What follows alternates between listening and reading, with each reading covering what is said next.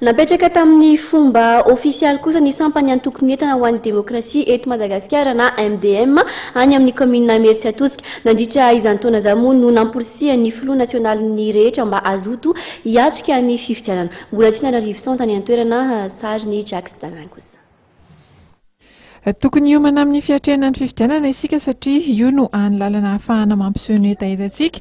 Izay no nambaran'ny filohan'ny antoko mientana ho an'ny demokrasia eto Madagasikara na ny MDM teto Mertsiatoska nandritra ny lalonana fametrahana tamin'ny fomba ofisialy ny sampana amin'izany commune izany.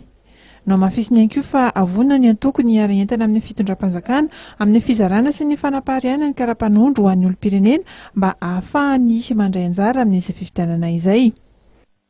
Ka betsaka ny miaiky rehefa natao daholo ny andra isan-karazany fa ny any lana natokana mba hampisehovatsika amin'izay ny etaentantsika tsirairay zay olom-pirenena fa tonga taona dia eo amin'ny lafiny fifidianana ihany.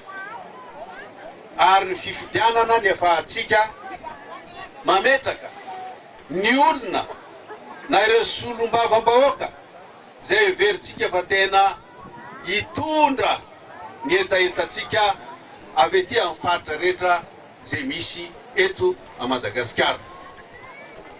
Ka miomana isika ary amin'izany fiomanana izany dia ny fahatsarova-tena fa olom-pirenena ary ao anatin'izany olom-pirenena izany dia tsy maintsy mikasaka ny fomba rehetra isika mifarimbona fitondram-panjakana hoe ahoana ny ampatonga ny anarantsika tsirairay avy ao anatin'ny lista elektoral.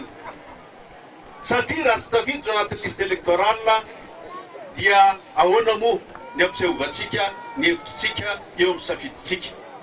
Notsahiviny ihany koa teto fa tokana ny tanjona ho an'ny MDM dia ny ametraka fiarahamonina ifampitsitsovana satria ny fahavalo dia ny fahantrana.